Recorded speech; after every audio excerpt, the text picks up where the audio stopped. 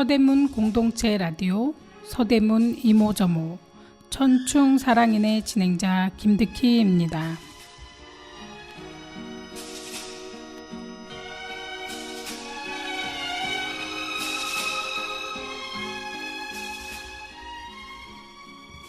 발걸음을 떼는 게 얼마나 어려운 일인지 우리는 깊이 생각을 하지 않습니다.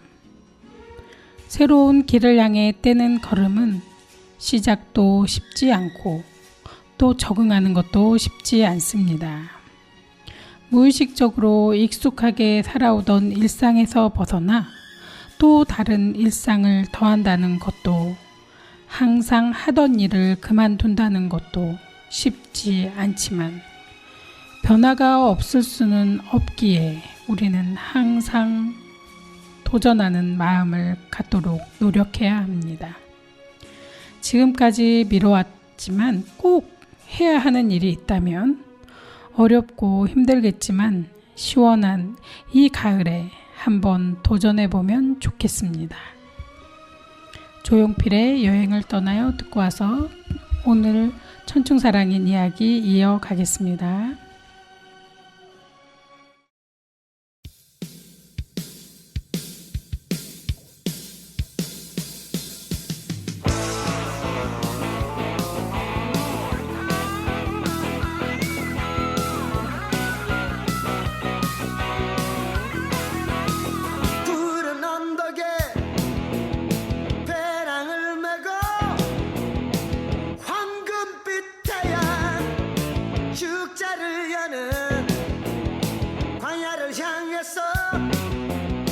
계곡을 향해서 먼동이 트는 이른 아침에 도시야 소음, 수많은 사람, 빌딩 숲속을 벗어나봐요.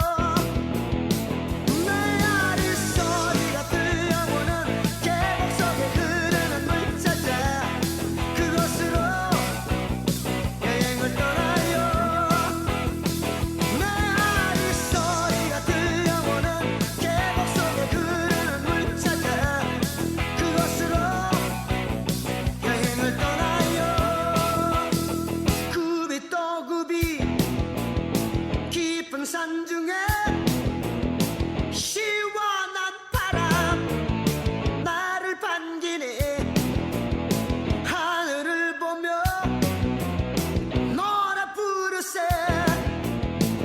메아리 소리가 들려오는 계곡 속에 흐르는 물 찾아 그곳으로 여행을 떠나요.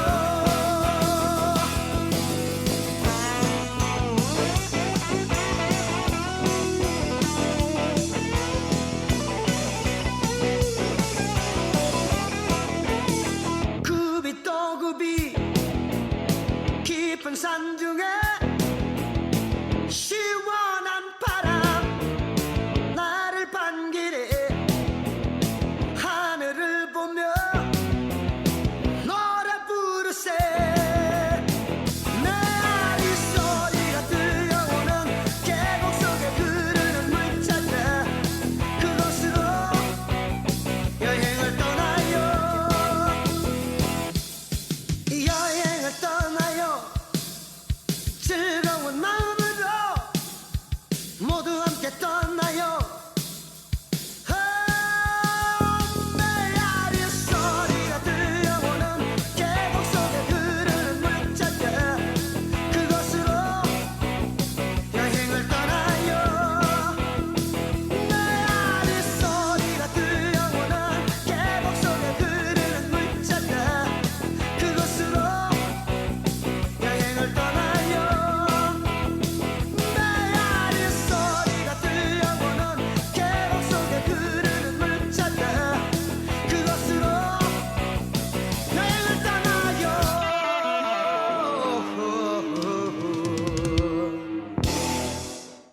네, 노래 잘 듣고 왔습니다. 오늘 천충사랑인 진행자 소개가 있겠습니다. 안녕하세요. 김유득입니다. 네, 선생님 반갑습니다. 네, 반갑습니다. 네. 벌써 가을이 무르익어서 정말 가을의 그 한복판에 들어와서 서 있는 것 같은데요. 선생님 곧 있으면 추석이거든요. 네, 그렇죠. 네, 선생님도 알고 계시겠지만 벌써 다음 주가 추석입니다. 네. 네. 그 다음 주에 우리가 그 방송 나가는 시간이 딱 추석 연휴거든요. 그렇죠. 네. 선생님은 추석 맞이하야 준비하고 계시는 게 어떤 게 있는가 궁금합니다.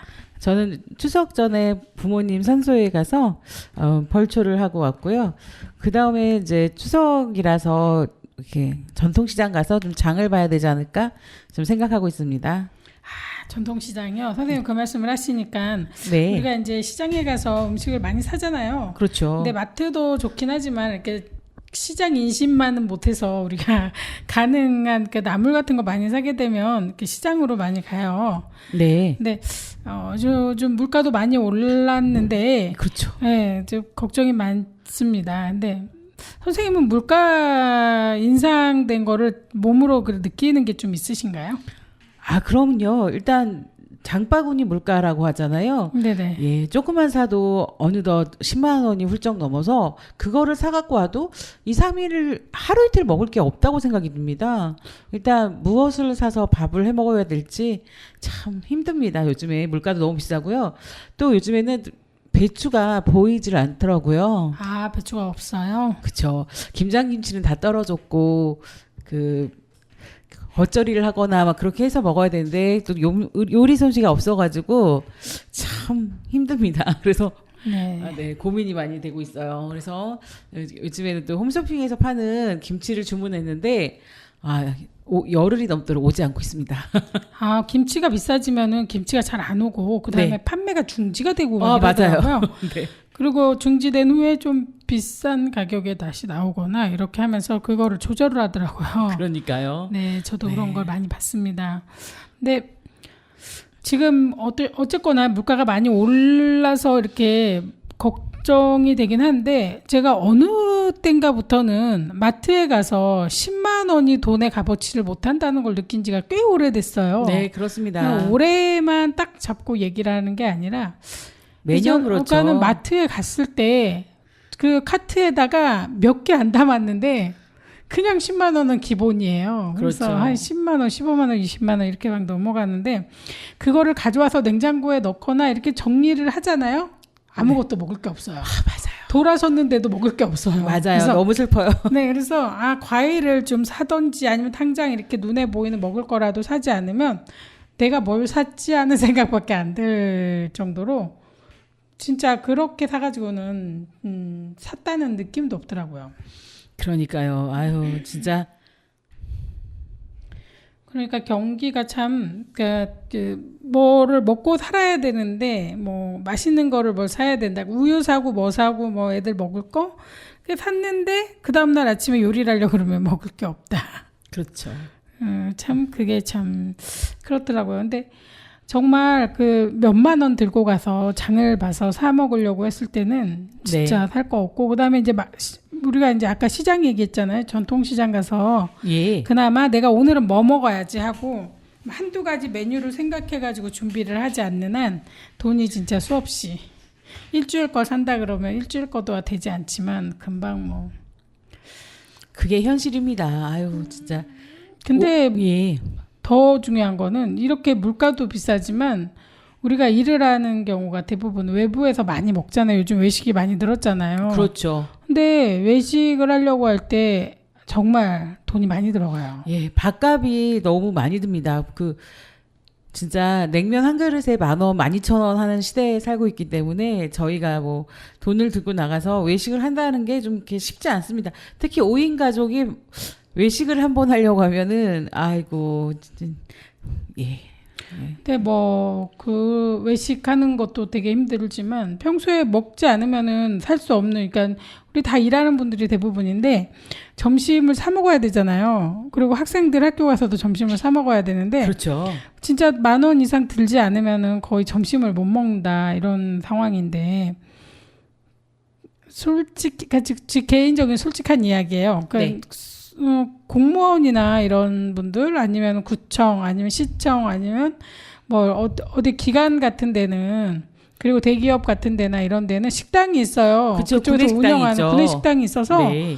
솔직히 선생님 5,000원 이하로 먹을 수 있거든요. 5,000원대로 아니 5,000원, 5,500원, 5,000원이면 먹을 수 있어요. 네네. 그런데 우리 없는 서민들은 진짜 뭐 10,000원 안 들면 먹을 수가 없어요. 근데 월급이 오르는 것도 아니고 돈이 벌리는 게 더 비싸져가지고 돈을 많이 버는 것도 아닌데 밥값만 올라가면 집에 가서 또 밥 해 먹을 거 사기가 쉽지 않아요. 그렇죠. 그렇죠. 월세는 더 올라가고 뭐 음식값도 밥값 올라가고 하니까 너무 힘들어져서 이렇게 국민들한테도 구내식당 같이 이렇게 좀 싸게 먹을 수 있는 데가 군데군데 있으면 참 좋을 것 같다는 생각이 그렇죠. 저는 맞아요. 그랬으면 들어요. 좋습니다. 그러니까 많이 오픈을 해서 진짜 뭐 구내식당을 좀 오픈을 해서 회사 직원들은 11시부터 12시 반까지 먹으면 12시 반부터 몇 시까지는 일반인도 먹게 1시간 정도 이렇게 열어준다든지 해서 그 힘들게 일하는 분들이 좀 저렴하게 밥을 먹을 수 있게 좀 운영을 하면 안 될까? 이런 저는 그런 생각이 혼자 들더라고요. 그렇죠. 정말 괜찮지 않으세요? 아, 좋은 생각입니다. 네, 진짜 그랬으면 정말 좋겠습니다. 그럼 박혜경의 주문을 걸어 듣고 와서 우리가 또 재밌는 얘기 나눠보겠습니다.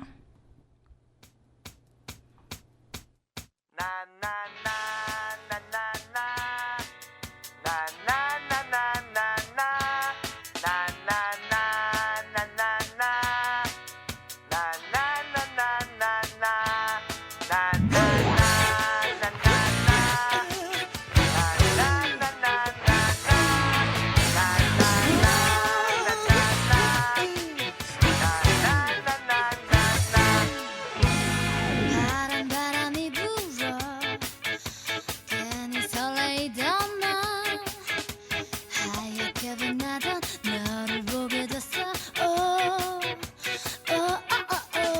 스쳐 지나갔지만 다만 너의 눈 속에 널 바라보는 내 모습이 있어 And I'll be seeing you 또 보게 될 거야 내게 주문을 걸었으니 그렇게 널 만날 거야 찾게 될 거야 너는 마법에 꽂힌 거야 그렇게 꼭 그렇게 날 찾을 거야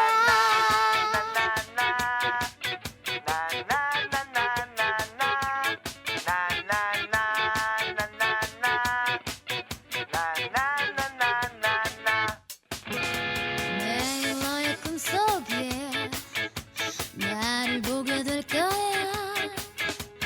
몰라지는 마라 우연이 아니야 한순간이었지만 너의 마음 가득히 나만 눈에 비친 내 모습이 있어 And I'll be seeing you 보게 될 거야 내게 주문을 걸었으니 그렇게 널 만날 거야 찾게 될 거야 너는 마법에 꽂힌 거야 그렇게 꼭 그렇게 날 찾을 거야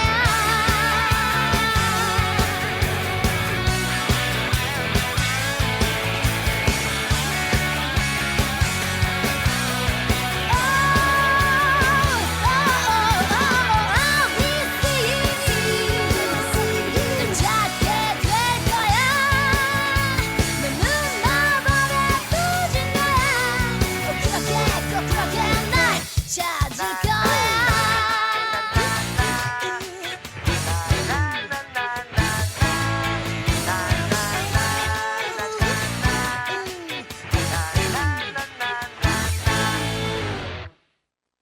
네, 노래 잘 듣고 왔습니다. 이번에 추석이 이제 다가오고 있는데 물가도 물가지만 이게 국민들이 굉장히 많이 걱정하고 있는 게 있어요, 선생님. 그렇죠. 이유가 지금 우리가 병원 의사들 이렇게 뭐 문제가 좀 많이 있잖아요. 그래서 네. 병원이 지금 가동률이 굉장히 낮은 상태로 지금 100% 돌지 못한 지가 너무 오래 지났어요. 지금 거의 뭐 한 7개월 이상 되고 있는 것 같은데 네. 이 상태로 지금 이렇게 되고 있는데 추석 연휴가 지금 좀 길거든요. 근데 그쵸. 이 사이에 이제 그 의료인들도 추석을 휴가를 보내야 되잖아요. 네네. 그러다 보니 가동률이 더 떨어질 거거든요. 그렇죠. 근데 국민들은 이때 굉장히 많이 이렇게 아픈 경우가 많이 있거든요. 맞아요. 갈 병원도 없어가지고 그리고 굉장히 또 이동이 많잖아요. 그렇죠. 국민 전체가 이렇게 고향을 찾아 떠나고 하기 때문에 이동도 많은데 지금 오픈돼 열린 그 병원이 많지 않아서 참 사람들이 걱정을 많이 하고 있습니다. 네, 좀 현실적으로 지금 응급실도 그 119 구급대원이 뺑뺑이를 돈다고 많이 나오고 있고 갔을 때 일단 치료를 받지 못해서 여러 군데를 돌고 있다고 하는 현실인데 추석이 다가오니까 그거에 대해서 더 걱정이 되고 있습니다. 네, 참 의료 대란이라고 할 수 있을 정도인데 그렇지만 너무 팽팽해요. 그 의사들대로 이렇게 굉장히 의견이 가지고 있는 그 이야기가 많고 또 나라대로 이렇게 하고 있는데 여기서 새우등 터지는 거는 국민들입니다. 그렇죠. 어떻게 잘 해결이 됐으면 좋겠고 빨리 해결됐으면 좋겠습니다. 네, 그러니까 의사가 늘어나야 되는 것도 뭐 완전 틀린 말은 아니고 반드시 어느 정도는 이렇게 해야 되고 그다음에 의사분들이 하는 얘기들도 어느 부분 좀 맞는 부분도 있지 않을까라는 생각도 네네. 들긴 합니다만 지금 강대강으로 이렇게 대립하는 거는 정말 서로에게 별로 좋지 않다. 라는 그렇죠. 생각이 많이 들고 있고요. 그리고 지금 이렇게 어려울 때 우리가 국공립병원이나 아니면 특별병원 있잖아요. 예. 이런 데서 좀 더 많이 우리 국민들을 위해서 병원이 이렇게 잘 운영이 돼야 될 것 같은 생각이 들어요. 선생님, 특별병원이라고 하면 혹시 어떤 게 있는지 들어본 적 있으세요? 정부 차원에서 추석 명절에 비상 응급 대응 주간이라 해가지고 네네. 네, 보훈병원 같은 데를 응급실 24시간 활용한다고 하고 써 있네요. 그리고 선생님 혹시 국군병원이라고 들어본 적 있으신가요? 아, 국군병원이 보훈병원인가요?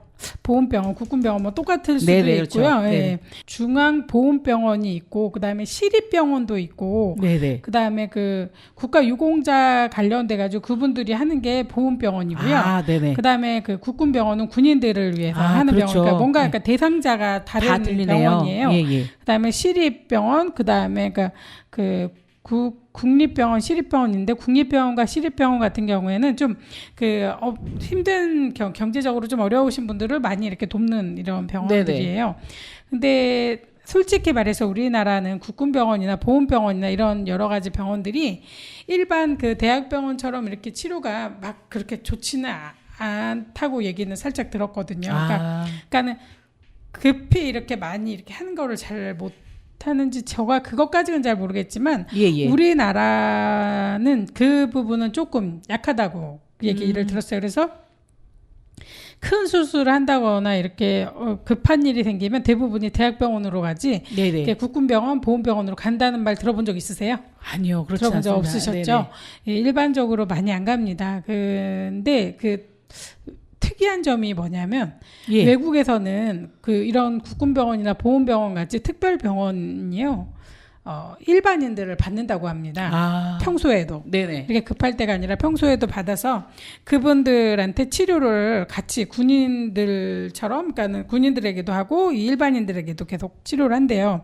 그 이유가 뭔지 아세요, 선생님? 이유가 뭘까요? 이유가 있을 텐데 궁금합니다. 이제 이유를 물어봤대요. 왜 여기 나라는 같이 이걸 일반인들한테도 치료를 하냐 그랬더니 그 사람들이 너무 의아해하면서 대답을 하더래요. 당연한 거 아니냐. 그래서 이유는 그냥 여기 있는 그 사람들에 대해서만 치료를 하게 되면 발전이 별로 없대요.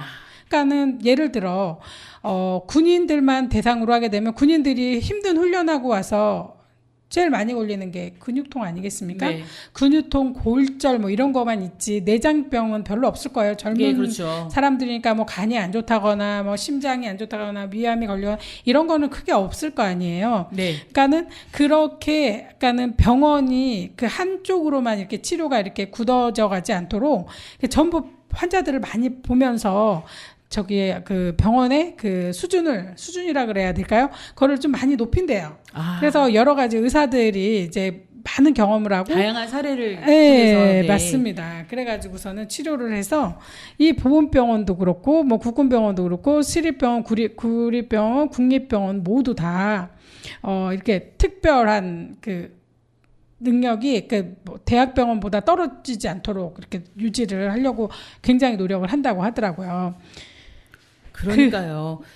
저희 나라에서 지금 추석 연휴에만 전국 보훈병원이나 보훈병원을 비상근무를 해서 24시간 운영할 게 아니라 평상시에도 이렇게 우리나라 국민들이 갈 수 있다면 치료에 많은 도움이 될 것 같습니다. 네, 그렇죠. 병원들을 그러니까는 그냥 그분들도 굉장히 능력 있는 의사 선생님들 아닙니까? 그렇죠. 그러니까 그분들도 항상 이제 우리 국민들과 가까이서 이렇게 할 수 있도록 좀 운영 체계를 좀 바꾼다면 도움이 되지 않을까라는 생각이 많이 듭니다. 지금같이 어려운 시기에 뭔가 이렇게 대책을 이렇게 강구하다 보니까 이렇게 나오기도 하고, 근데 이제 외국의 병원에 찾아다니면서 이렇게 상담을 해본 그런 네. 거를 들어보니, 그런 좋은 사례도 있구나. 그렇죠. 그런 걸 알게 됐습니다. 이번에 이제 솔직히 말해서 이제 제일 급한 거는 당장 아픈 사람들이거든요. 너무 그렇죠. 아프면 힘들어요. 근데 병원 이렇게 뺑뺑이 돌다가, 병원 뺑뺑이라는 거는 뭐 한두 해 들어온 게 아니에요. 한 뭐 몇십 년 전부터도 대학병원에 갔을 때 대학병원의 수는 작고, 그렇죠. 응급실에 근무하시는 의사 선생님 작고, 그렇기 때문에 급한 환자들 많이 못 받는 거 아시잖아요. 맞아요. 그리고 뭐 교통사고 났을 때 대학병원 가면 받아주나요? 안 받아줍니다. 절대 받아주지 않습니다. 못 받는다. 그래서 다른 병원으로 이전 많이 가고, 또 급한 환자들이 대학병원에 왔을 때 쉽게 응급실에 들어가지 못하는 경우도 꽤 많아요. 그거는 지금 뭐 10년 안에 일어나는 일이 아니라 예전부터 오랜 동안 이렇게 진행이 되어 왔는데, 그러다 보니 의사 선생님 수가 적어서 이런 거 아닌가. 그리고 무슨 의사들이 뭐 철인이냐 이렇게 막 24시간 돌리게 이렇게 하면서 막 우리가 굉장히 불만이 많았잖아요. 그렇죠. 그래서 그 부분에 대해서 좀 보완을 해보겠다 하는 생각으로 이 의사를 늘리겠다 했는데, 그게 좀 뭔가 이렇게 잘못 읽어진 건지 어쩐 건지 저는 잘 모르겠습니다만, 네. 여러 가지 문제가 있었기 때문에 어느 정권에서 꼭 계속 이렇게 의사 수를 늘리려고 애를 쓰고 있었습니다만은,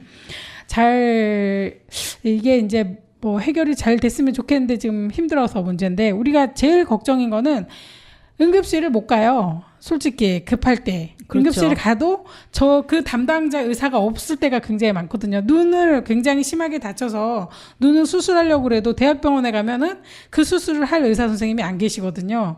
그래서 어떤 경우에는 안과 전문 병원으로 이렇게 이전해 가는 경우도 있거든요. 수술하기 위해서. 그렇다고 그런 경험이 있습니다. 저도. 네. 예. 그렇게 이제 그리고 이제 뭐 손가락을 아주 심하게 다쳤을 경우에 밤에 수술해줄 선생님이 없으면은 네. 완전 그 분야의 전문인 병원으로 가서 이렇게 수술을 하고 전문 수술을 하더라고요. 뼈 맞추는 거나 예, 맞습니다. 손가락에 뭐라 그러지? 접골이죠. 접골이도 네. 그러니까 수지 접합술 하는 네, 것도 맞습니다. 완전 전문 의사 선생님 있는 대로 옮겨가는 걸 제가 봤어요. 예전에도. 예. 저희 조카가 예전에 다쳤을 때도 그런 적이 있었는데, 이런 거를 뭐 보면은 정말 우리가 아플 때 굉장히 이번 추석 때는 정말 비상체제거든요. 우리 모두 다 건강해야 돼요. 그래서 그렇죠. 솔직히 이제 제일 급한 게 많이 우리가 이번에 추석이 되니까 또 이제 음식을 많이 먹게 될 거예요. 많이 먹으면 체할 경우가 있거든요. 그렇습니다. 체했을 때 제일 문제가 체기의 증상이 혹시 어떤 거 있는지 아세요, 선생님? 급체를 했을 때는 막 식은땀도 나고 열도 나고 막 숨 막히고 배 아프고 막 그랬던 것 같습니다. 네, 그리고 이제 솔직히 어지럼증이 되게 심하거든요. 예. 어지럼증과 호흡곤란도 와요. 근데 어지럼증하고 호흡곤란이 왔을 때 네. 이게 체한 건지 심근경색인지 이게 헷갈리거든요. 그렇네요. 네, 증상이 비슷해서. 거의 증상이 비슷하다고 예. 알면 되세요. 그러니까 우선 체한 걸로 막 다스리다가도 안 되면은 응급실로 가야 되는데 응급실에 지금 받아줄 데가 없기 때문에 빨리 이거를 좀 가라앉혀야 돼요. 그렇죠. 네, 그래서 지금 통증이 심하고 그러니까 체한 증상을 좀 알려드리면 트림을 해도 개운치가 않아요. 그러니까 평소에는 트림을 하면 쑥 내려가는 느낌이다 이렇게 드는 게 일반적인데 그렇지 않고 예. 두통이 있고 피로감 있고 식은땀이 계속 나면서 그 뭔가 목에서 계속 뭐가 올라오는 듯함 그리고 좀 토할 것 같은 느낌 이렇게 그다음 명치가 답답하고 통증이 아프고 배가 굉장히 아파요. 명치 쪽이요. 예. 그러니까 위가 이렇게 굳어질 수도 있고 그다음에 그 식도 내려가는 데도 이렇게 막힐 수가 있거든요. 예, 그래서 예. 이제 호흡곤란 어지럼증이 계속 올 수가 있는데 이럴 때 가장 우리가 이제 평소에 쉽게 할 수 있는 거는 사간을 튼다고 얘기를 들어보셨잖아요. 그렇죠. 예, 그러니까 우리 엄마들이 옛날에 가지고 있는 바늘 그렇죠. 네, 바늘이나 아니면 뭐 이렇게 좀 뾰족한 걸로 소독을 하고 아니면 불에다가라도 이렇게 소독을 할 수 있거든요. 그래가지고 소독을 하고 나서 손발을 따요. 엄지손가락하고 엄지발가락 두 쪽을 따면 좀 낫고, 그렇지 않을 경우에는 10손가락 따고 10발가락 따고 이렇게 해주셔야 돼요. 그리고 혹시 합곡이라는 데 들어보셨는지 모르겠는데 전에 우리가 얘기했었잖아요. 그렇죠. 우리 천충사랑인 청취자라면 알고 계실 것 같습니다. 네, 합곡태충이라고 하는 데가 있어요. 그걸 인터넷에 꼭 찾아보시면 되는데 엄지손가락과 검지손가락의 사이, 엄지발가락과 검지발가락 사이에 오목하게 쑥 들어가는 데를 꾹 눌러다 보면 굉장히 아픈 데가 있어요. 거기를 눌러주시면 되는데 누르면은 체한 사람은 화가 날 정도로 아파요. 더 그렇죠. 심하게 아프거든요. 그래도 이제 그래도 누르시고 그 다음에 이제 배를 보면 명치가 어딘 줄 아시잖아요. 네. 명치라고 하는 부분을 꾹 눌러주셔야 되고 그 다음에 명치에 마주보고 있는 등이 있어요. 거기도 같이 이렇게 마사지를 해주면 좋아요. 우리가 가끔 등을 두드리면은 딱딱딱 우리가 두드리는 위치가 있잖아요. 정확하게. 그렇죠. 근데 그 위치랑 앞이랑 똑같거든요. 근데 그 양쪽을 뒤도 마찬가지고 앞도 마찬가지고 거기를 마사지를 계속 해주면 풀어집니다. 그 체한 거는요. 근데 이제 아무리 이렇게 해도 마사지를 하고 체를 내리려고 노력을 해도 안 된다고 하면 체한 게 아닐 수도 있으니까 좀 그때는 심각하게 좀 대처를 하셔야 됩니다. 근데 병원에 가기 전에 먼저 전화를 해보셔야 돼요. 막 119 불러가지고 막 돌아다닐 게 아니라 네. 병원에 응급실마다 다 전화를 해보고 몇 군데라도 하고 그 다음에 이제 119한테도 전화를 해서 어디 갈 수 있는데 좀 알아봐 달라고 먼저 얘기하면서 오시면서 좀 알아봐 달라고 해서 움직이는 게 나을 것 같습니다. 길에서 시간을 너무 많이 버리면 안 되니까. 그렇죠. 지금 그게 제일 걱정입니다. 네, 그리고 밥을 먹고 이제 우리가 심근경색일 때하고 이렇게 뭐 체했을 때하고 이렇게 증상이 너무 비슷하잖아요. 네. 그래서 너무 이제 사람들이 고민을 많이 하는데 좀 전처럼 내가 다 했는데도 안 될 경우 그럴 때는 이제 뭔가 있구나라고 생각을 하시면서 움직이시는 게 좋아요. 그리고 그렇죠. 근데 모든 병이 체한 거랑 좀 연관이 많이 되기 때문에 항상 밥을 추석 때 너무 맛있는 게 많고 기름진 게 많은데도 많아서 이렇게 막 많이 먹게 되는데 그럴 때 꼭 자기 본인을 좀 다스려야 돼요. 그렇죠. 추석 때는 일단 많은 음식을 먹게 됩니다. 과일도 풍성하고 뭐 전이나 뭐 나물이나 뭐 떡 같은 것도 많이 준비를 하셔서 또 가장 또 좋아하는 게 아이들은 고기 아닙니까? 네, 고기 네, 그렇죠. 좋아하죠. 예. 평상시에 먹지 않던 고기를 되게 많이 먹게 되면 좀 체하는 경우가 많이 있는 것 같습니다.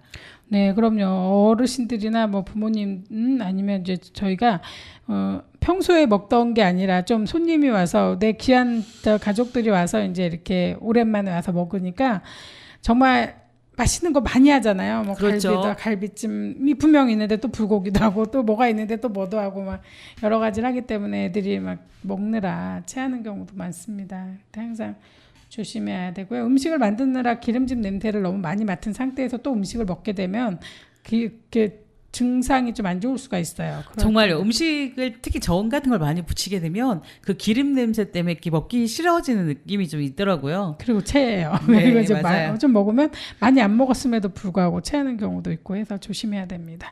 네, 그러면 조승구의 꽃바람 여인 듣고 와서 또 이야기 나누겠습니다.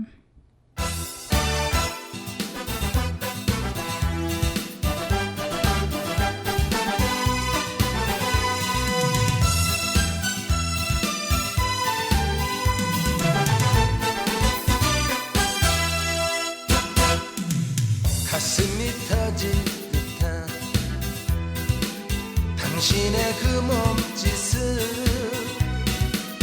날 위한 사랑인가 섹시한 그대 모습 한 모금 담배 연기 사랑을 그리며 한 잔의 샴페인에 영혼을 팔게라 세월의 향기인가 다가선 당신은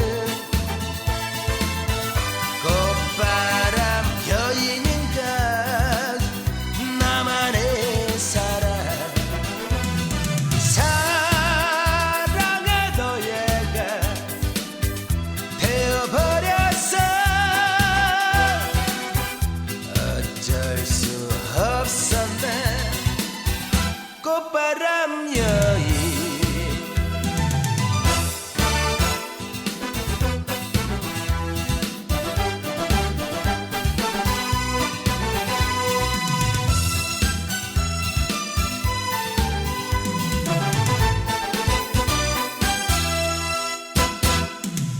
영혼의 사랑인가 숨이 막혀오네요 망가진 내 모습은 어쩔 수 없는 사랑 한 모금 담배 연기 사랑을 그리며 한 잔의 샴페인에 영혼을 팔래라 세월의 향기인가 다가선 당신은 꽃바람 여인인가 나만의 사랑 사랑의 노예가 되어버렸어 어쩔 수 없었네 꽃바람 여인 사랑의 노예가 되어버렸어 어쩔 수 없었네 꽃바람 여인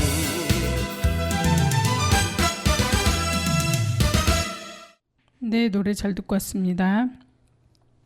아, 선생님, 우리가 지금 이제 여러 가지 너무 현안이 많아가지고 막 말이 빨라지고 있습니다. 그러게요. 추석도 아주 큰 명절인데 추석만 가지고도 1시간 얘기할 수 있는 분량인데 추석도 금방 10분 정도에 끝내고 그렇죠. 우리가 지금 병원 이런 어려운 것도 그냥 금방 끝냈습니다만은 이번에는 우리가 계속 얘기해왔던 불법 건축물에 대해서도 이야기를 나눠야 될 것 같아요. 그렇죠. 선생님 이렇게 불법 건축물에 대해서 계속 이야기가 나오고 국회의원들이 이렇게 막 그 법안을 내놓기가 정말 끊임없이 내놨어요. 보니까 그럼에도 불구하고 이게 제대로 이렇게 통과를 못하는 이유가 뭘까요, 선생님? 그러게요.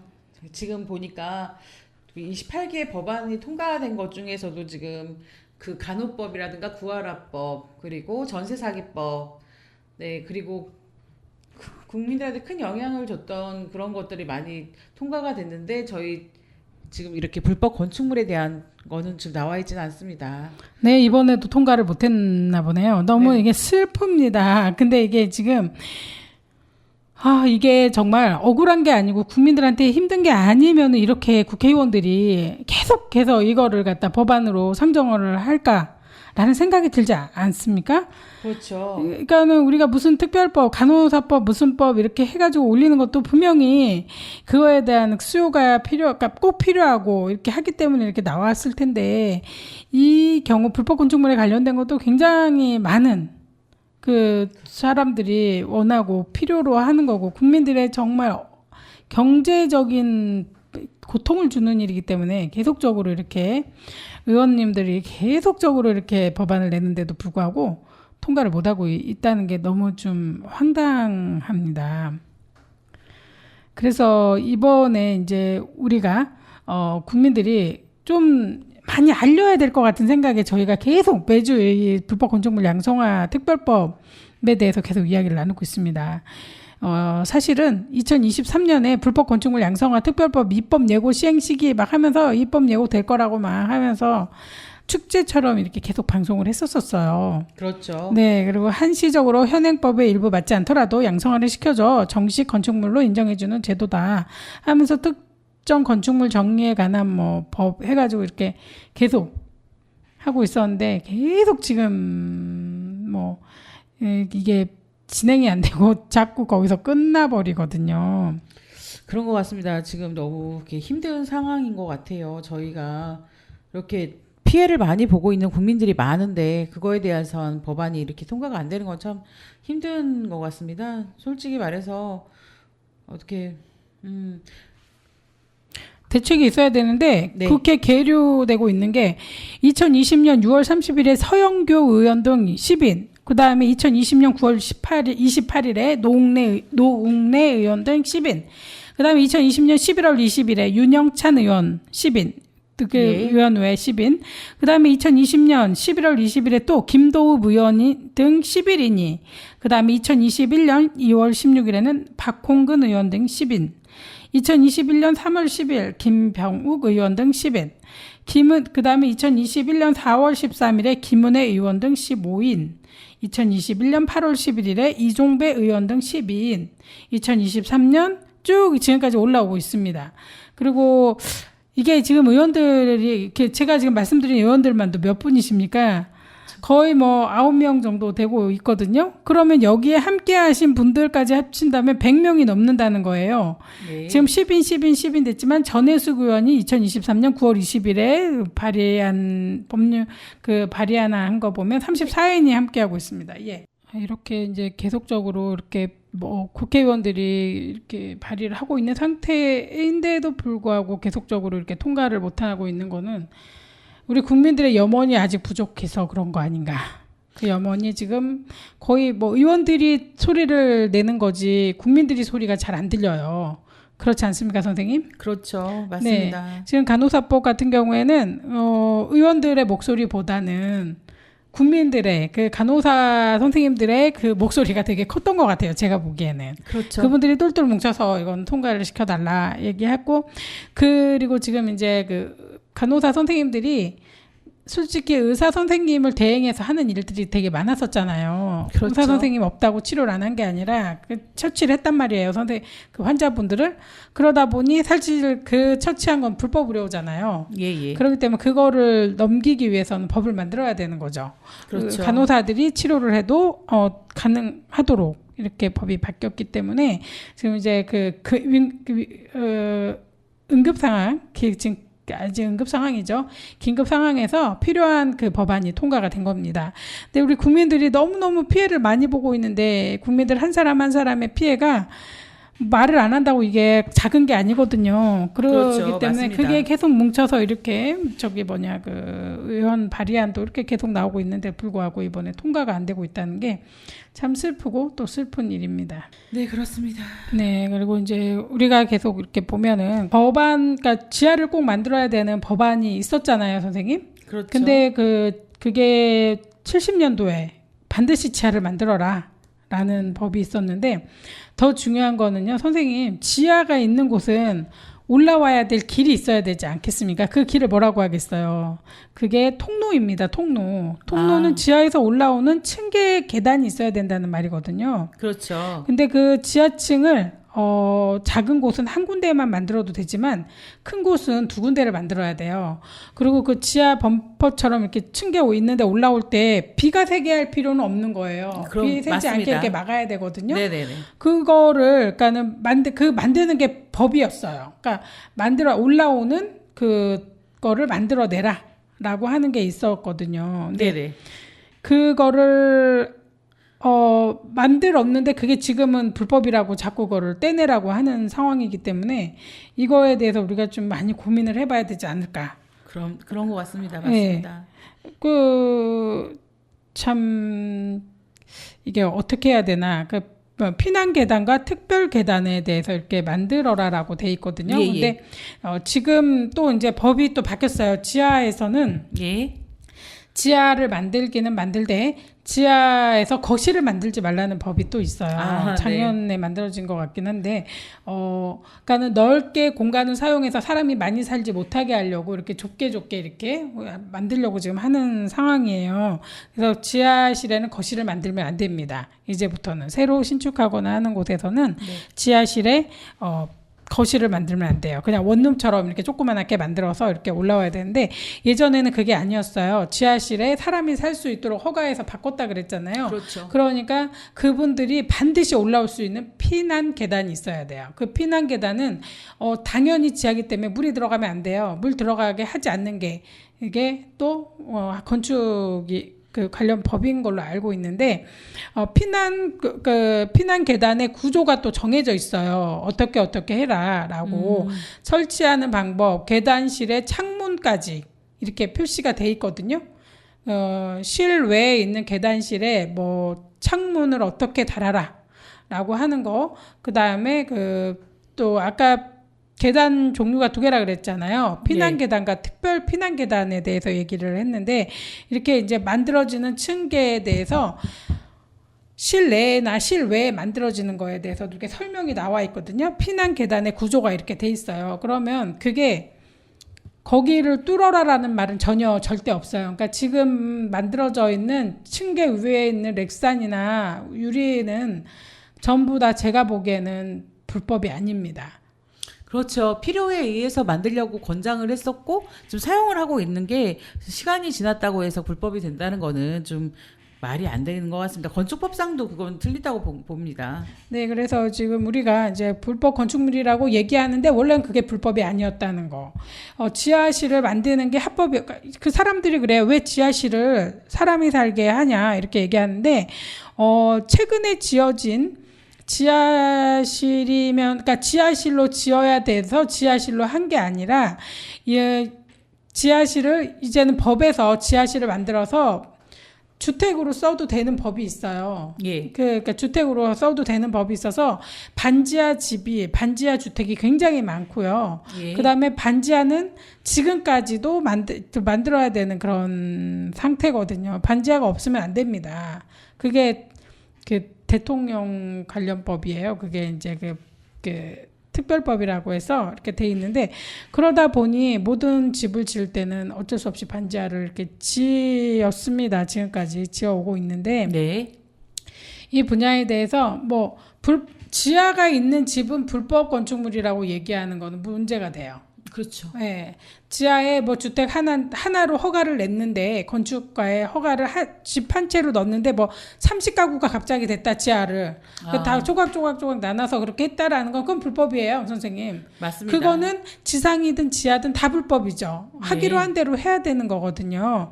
그게 아닌 이상에 지하에 사람이 주거하는 거는 합법입니다. 단지 침수가 되는 게 문제가 돼서 지금 계속 이야기가 되고, 근데 건축이나 주택가에서 지금 문제가 되고 있는 거는 그런 지하가 있는 곳에 빛 가림막을 한 거에 대해서는 최근에는 안 된다고 돼 있나 봐요. 그러니까 이거 안 되는 거니까 불법 아니야? 라고 자꾸 얘기하면서 불법이라고 체크를 해서 벌금을 물리는데, 문제는 1990년도에 지어진 것도 2023년도에 지어진 것처럼 벌금을 매긴다는 거예요. 그렇죠. 그 이유가 궁금해요. 왜? 저는 되게 신기한 게 1994년에 지었다 그러면 그건 합법이기 때문에 네. 최근에 지었다고 하면서 불법이라고 하고 벌금을 물리는 건지, 아니면은 저번에 연도 계산하기가 귀찮아서 안 하는 건지 모르겠지만, 지어진 그러니까 이런 문제가 있는 불법 건축물이 아닌 그냥 아무데나 막 늘려가지고서는 지어놓은 거 있잖아요. 그렇죠. 그거에 대해서 불법이라고 벌금을 내라고 하는 거는 그런 거일 경우에도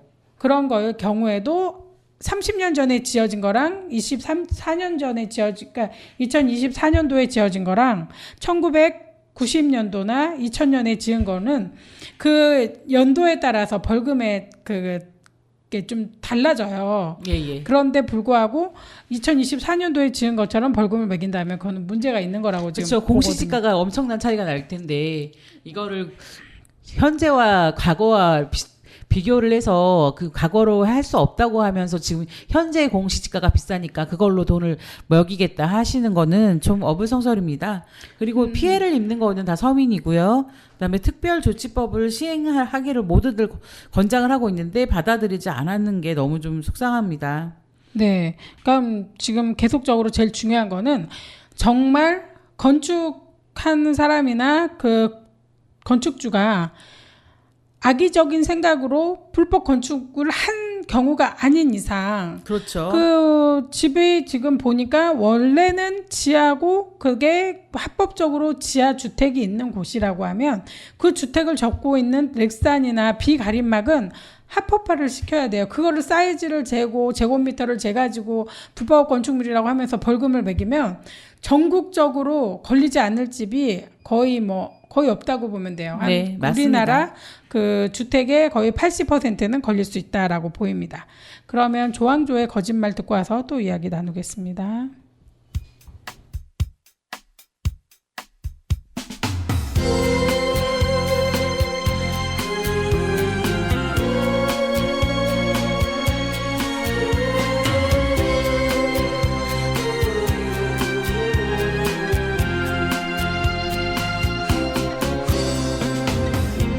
사랑했다는 그 말도 거짓말, 돌아온다던 그 말도 거짓말, 세상의 모든 거짓말 다 해놓고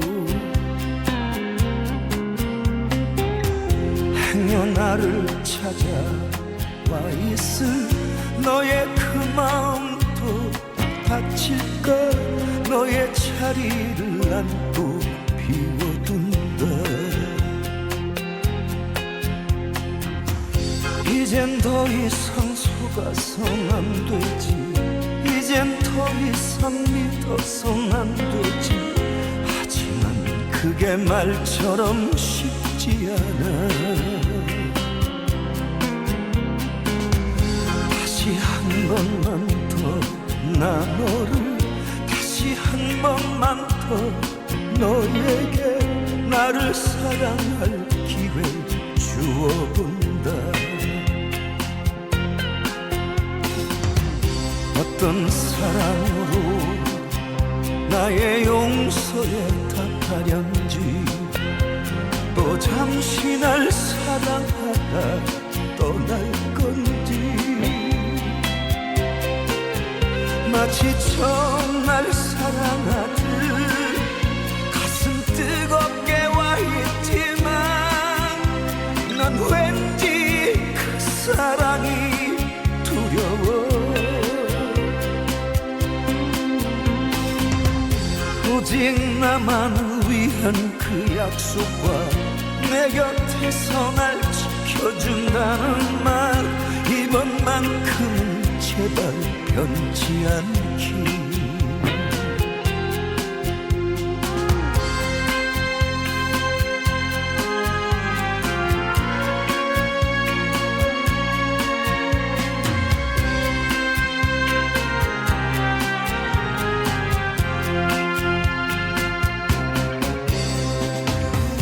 어떤 사랑으로 나의 용서에 답하련지, 또 잠시 날 사랑하다 떠날 건지. 마치 처음 날 사랑하듯 가슴 뜨겁게 와 있지만 난 왠지 그 사랑이 두려워.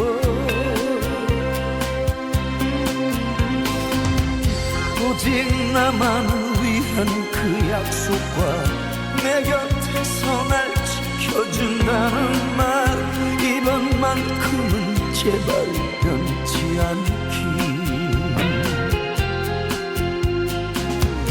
오직 나만을 위한 그 약속과 내 곁에서 날 지켜준다는 말, 이번만큼은 제발 변치 않기.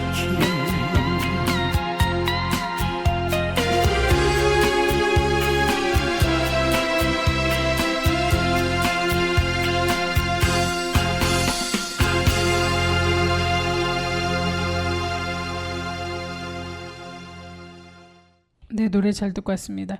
선생님, 지금 계속적으로 우리가 얘기하고 있는 게 재개발, 재건축 지역 주변에 살고 있는 주민들이 피해를 굉장히 많이 보고 있다는 거 얘기하고 있지 않습니까? 그렇죠. 재개발, 재건축을 할 경우에는 기존에 있던 집들을 다 부셔야 되는데 그 한 채, 두 채 이렇게 부시는 게 아니라 굉장히 많은 집들을 뭐 몇백 채를 동시에 하죠. 허물고 그다음에 대지가 기존에 있는 대지를 갖다가 부셔요. 깨부시거나 파내는데 제일 중요한 게 법적으로도 하면 안 되는 산을 갖다가 다 폭발을 시키는 경우가 되게 많거든요. 그렇죠. 근데 산이 30도 각도가 넘어가는 산은 깎으면 안 되거든요. 혹시 아세요?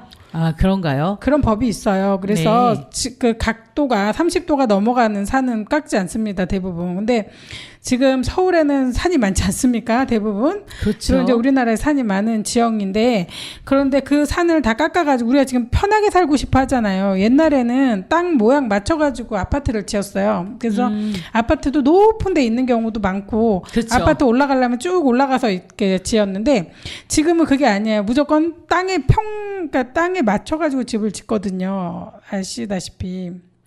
그렇죠. 그러다 보니까 굉장히 땅을 많이 파는데 물론 좋습니다. 지어지는 집에는 굉장히 좋은 건데 그 주변에 있는 집들이 굉장히 피해를 많이 봐요. 싱크홀뿐만 아니라 그 주변에 금이 가거나 아니면은 누수가 생기거나 정화조가 막 배관이 터진다거나 아니면 상수관이 터진다거나 이런 경우가 많이 있는데 그렇죠. 지금 재개발 재건축 아니면은 무슨 공사 있잖아요. 지하 뭐 관 공사 하면서 싱크홀이 굉장히 많이 생기는 거 혹시 아시죠? 예. 선생님, 지금 서울 시내 도심에서 지금 싱크홀이 많이 생겼는데요. 일단 그 저희가 자주 다니는 종로에서도 종로 1호선과 종로 5가역 사이에 그 3차로에서 가로 40cm, 세로 40cm, 깊이 1.5m의 싱크홀이 생겼습니다. 심각합니다. 이게 지금 우리 앉아서 얘기하니까 그 얘기다 하고 지나가는데 사실 그게 있었으면은 죽었습니다. 네네. 싱크홀이 선생님이 1m만 내려가도 사람들이 다쳐서 죽을 수가 있거든요. 그런데 지금 이게 뭐 그리고 강남구 역삼동에서도 지금 싱크홀이 생겨가지고 또 힘든 그 보강 공사를 했던 또 뉴스에도 나와 있고요. 실질적으로 지금 가장 큰 거는 연희동에 있는 싱크홀 때문에 차가 한 대 밑으로 빠진 게 가장 충격이었습니다. 네, 그리고 이제 그 사고 난 곳에서 30m 떨어진 곳이 또 내려앉았다고 하는데요. 지금 지하를 확인해 봤더니 지하면이 네. 7m가 내려앉았대요. 그거는 굉장히 지금 심각한 이야기거든요. 그렇죠. 네, 그러면은 주변도 더 꺼질 수 있다는 얘긴데 빨리 그거를 안전하게 네네. 기둥을 세우거나 이렇게 복강 작업을 하지 않으면은 전체가 지금 위험하거든요. 주변이. 그러니까 서울 시내 곳곳에서 지금 침하 상태가 너무 많이 일어나고 있습니다. 네, 지금 종로 5가역 자주 선생님 보면은 예. 우리가 계속 밤이고 낮이고 막 공사하는 경우 많이 봤잖아요. 그러니까 많이 봤죠. 자고 있을 때도 막 땅을 파요. 도로를 파가지고 뭔가를 공사를 되게 많이 해요. 네. 그러면 그게 뭐 빗물 펌프장 관로 공사도 하고 뭐 무슨 공사도 하고 재개발 재건축으로 또 밑에 무슨 그 관 묻고 막 하잖아요. 그렇죠. 전기 묻고 뭐 상수관 하수관 다시 묻고 하는데 이러다 보니까 계속 파헤치고 막 부수고 하다 보니 이렇게 싱크홀이 많이 생기고 있습니다. 실질적으로 싱크홀로 인해서 좀 사람이 많이 다친 건 이번이 처음인 것 같아요. 그렇죠. 자동차가 자체가 한 대가 빠져버렸기 때문에 그 지금 이 병원에 입원하신 두 분이 지금 건강은 어떠신지 좀 궁금하고요. 아니에요. 싱크홀로 다치신 분들은 굉장히 많으실 거예요. 그리고 그 용산 지역에도 예. 용산 재개발 되게 많이 했었잖아요. 그렇죠. 거기에도 싱크홀 있었고 굉장히 우리가 이제 알고 있는 것 중에서도 그러니까 지금 모르고 있는 것도 굉장히 많습니다만은 광주에서도 그 부실 공사로 이렇게 아파트가 넘어진 적 있었잖아요. 맞습니다. 그런 것처럼 너무나도 건축을 많이 하다 보니 건축을 막 정신없이 무분별하게 막 하다 보니 주변 신경 안 써요. 막 그냥 지어 올리면 된다 생각하는데 저는 대지를 파지 않고 그냥 그 위에다가 올리던지 아니면 그거 지하도 다 확인하고 안전한지 네. 시작을 해야지 그냥 무조건 파고 무조건 세우고 하면 된다는 식은 옛날에 뭐 10층짜리 건물 지을 때나 가능한 거지 이거는 아니라고 생각을 합니다. 그렇죠. 지금 뭐 네, 지금 우리가 이제 여러 가지 오늘 이야기를 나눴습니다. 근데 이제 마무리를 할 시간이 벌써 돌아왔습니다. 아, 네, 마무리 그런가요? 말씀 부탁드리겠습니다. 네. 네. 다음 주면 고유의 명절인 추석이 다가옵니다. 우리 청취자분들 모두가 너무 힘들지 않게 추석 준비 잘 하셨으면 좋겠습니다. 감사합니다. 네, 그 고유의 명절이 돼서 뭐 항상 즐겁게 지내야 되는데 피해를 너무 주변에서 피해를 너무 많이 보는 사람들이 있어서 행복하게 지내지 못할 수도 많이 있는데요. 이 부분에 대해서 좀 많이들 생각을 해서 해결책을 빨리 찾자라는 생각을 갖고 있습니다. 이번에 재개발 재건축으로 피해보고 있는 주민들, 그 다음에 싱크홀로 많이 충격받고 지금 아까 심정지에 돌아가신 분 계시잖아요. 연희동에. 네. 그분들에 대한 것도 이제 빨리 이렇게 뭔가 대책을 좀 찾아서 더 이상 이런 피해가 일어나지 않도록 좀 나라에서 관심을 많이 가져주셨으면 좋겠습니다. 그러면 이미자의 꽃이 핀 풋사랑 들으면서 마무리하겠습니다. 감사합니다.